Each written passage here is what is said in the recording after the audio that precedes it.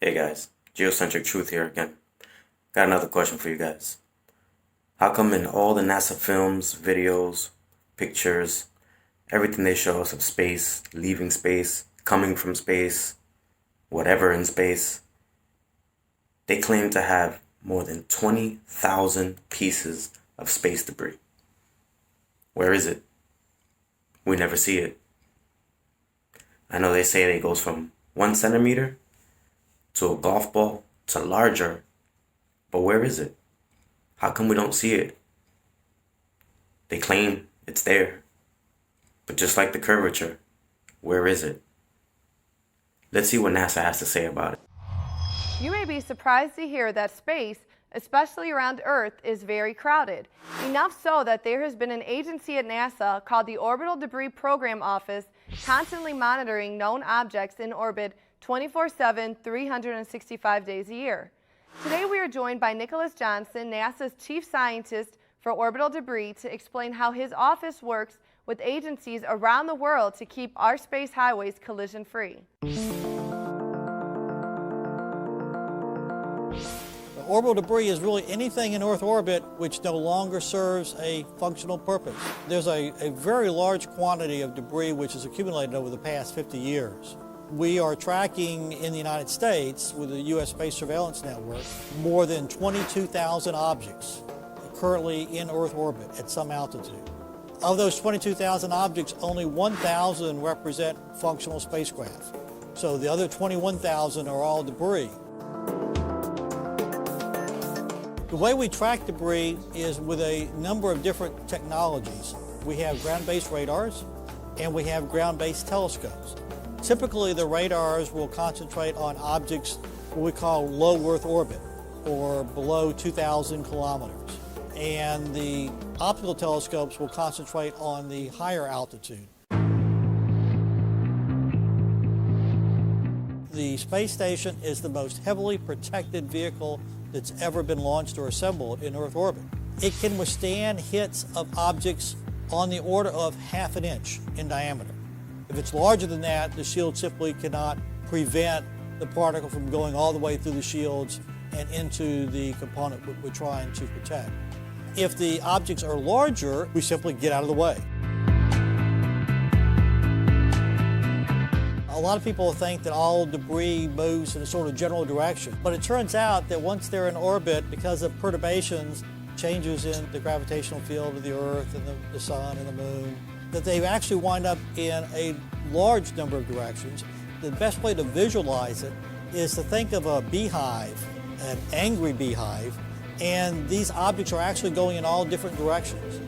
For a satellite in low Earth orbit, they're traveling typically 5 miles per second.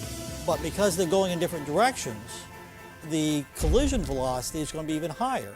And in fact, the average collisional velocity is somewhere like 7 or 8 miles per second.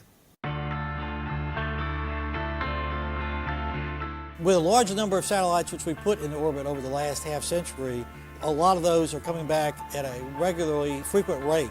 On average, there's been one known satellite reentry every day. Most of these small things burn up completely. They never reach the surface of the Earth. But for a typical rocket body or a spacecraft, there will be some components which do survive reentry. However, because roughly 3/4 of the world is covered in water, the majority of those surviving components will wind up in the water. Those which do not, they may likely come down in very sparsely populated regions. Fortunately, through all these years, no one has ever been hurt, and there's never been any significant property damage. But we know that there's always a risk, and it's one which we actually try to mitigate. Now that you know what NASA does to protect spacecraft from orbital debris, try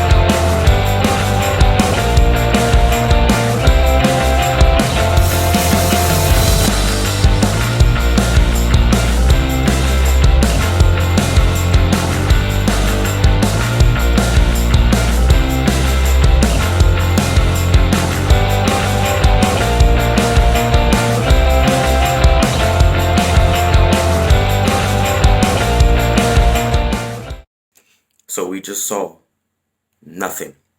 And those feeds from NASA, they gave us nothing. Absolutely nothing. Where is the debris? I get it. Centimeter to golf ball to larger.